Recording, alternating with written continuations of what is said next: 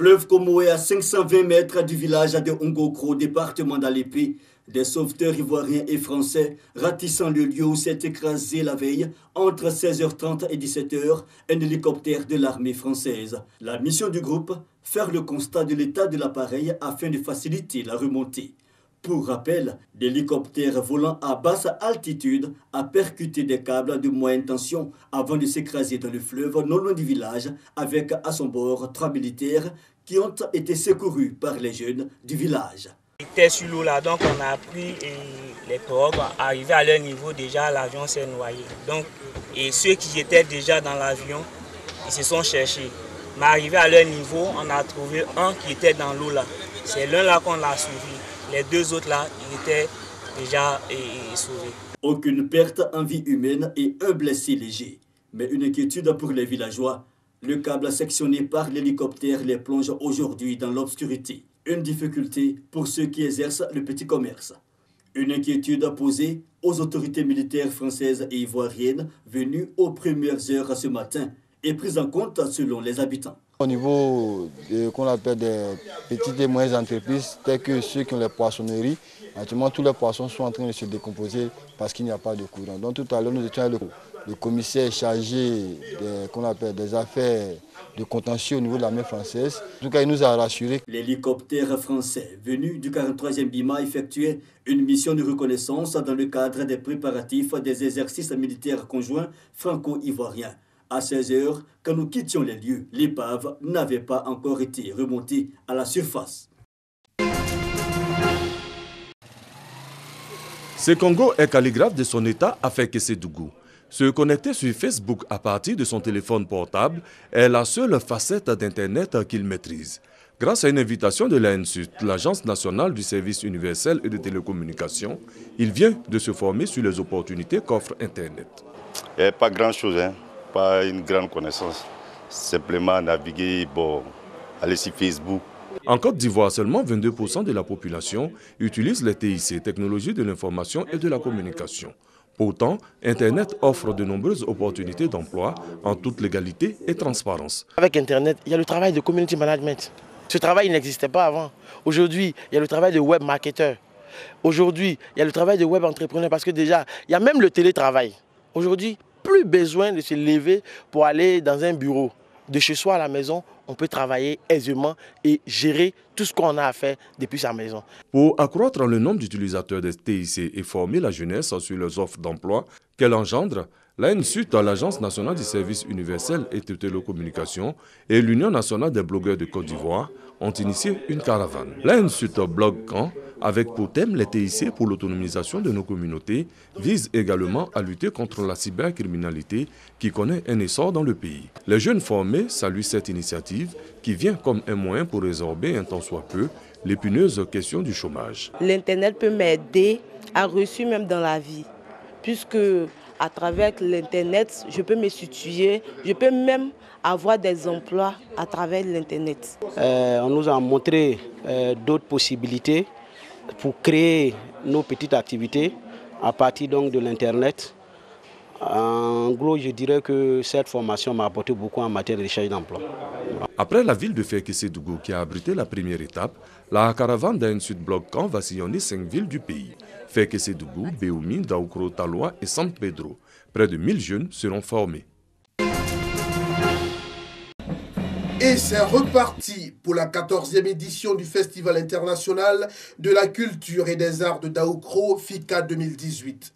Du 24 mars au 1er avril 2018, la région de Lifou sera aux couleurs de ce festival qui vise à mettre en exergue les valeurs artistiques et culturelles de cette région. Au menu, foire commerciale et gastronomique, exposition artisanale, agricole, parade carnavalesque et concert géant. Bref, autant d'activités culturelles pour tenir la population de Lifou en attraction une semaine durant. Le thème central est la promotion de la culture et du tourisme face aux défis du développement local.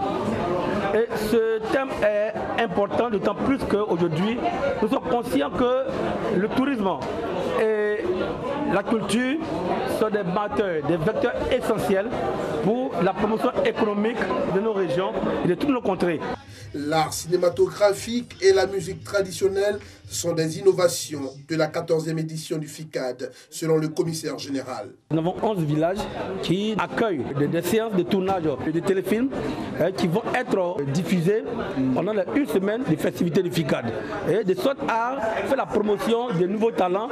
Nous allons voir compétir des chanteurs tradis modernes, chansonniers traditionnels qui viendront de la région du Gbeke, du Moronou, du Nzi et de l'Ifou, qui vont compétir pendant une semaine.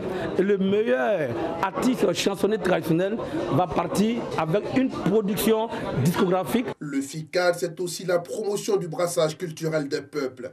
Pour cette édition, les régions du Poro et du Sud Comoé sont les invités spéciales.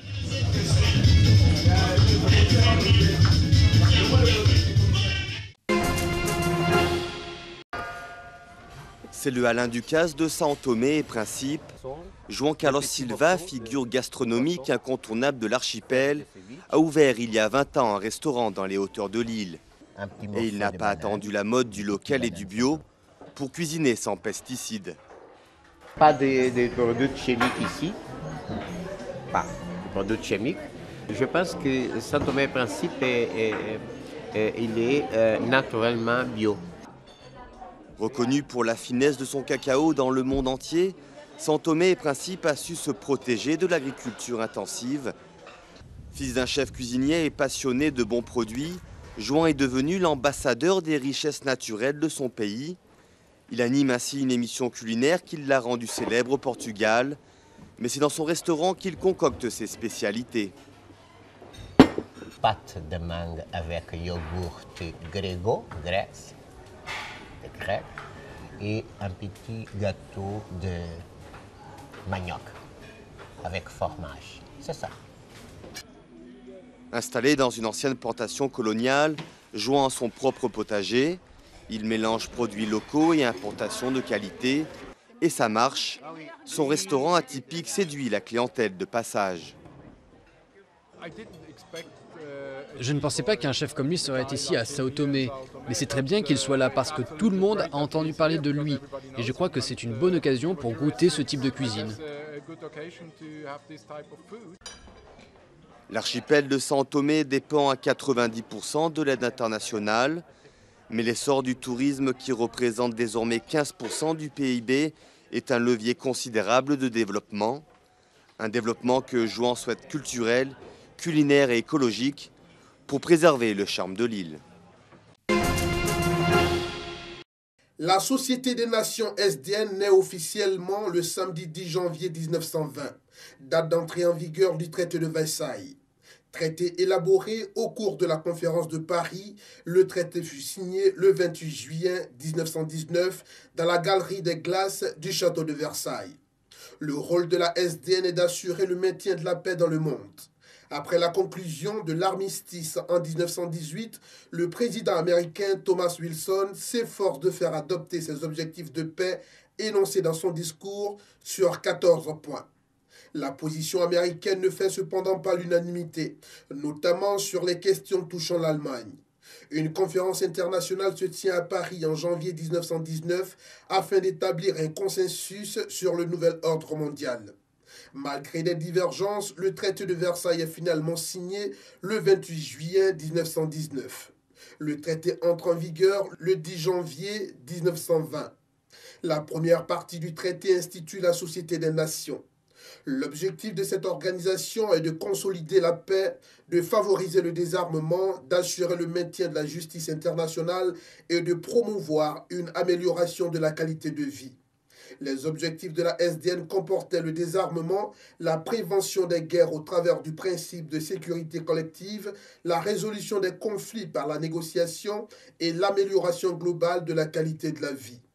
Après la Seconde Guerre mondiale, elle sera remplacée par l'ONU. Même si le président Wilson est le promoteur de la SDN, les États-Unis n'en feront jamais partie. Le Sénat américain s'engage à l'été 1919 dans un processus d'examen du traité de Versailles. Le 19 novembre 1919, le Sénat vote contre la ratification du traité et rejette l'adhésion à la SDN. L'organisation internationale, dont le siège est établi à Genève, accueille 32 pays membres. Elle est soumise à l'autorité d'un conseil permanent composé de la France, du Royaume-Uni, de l'Italie, du Japon et de la Chine. Paradoxe, bien qu'imaginé par le président américain Wilson, la SDN n'accueillera jamais en son sein les États-Unis.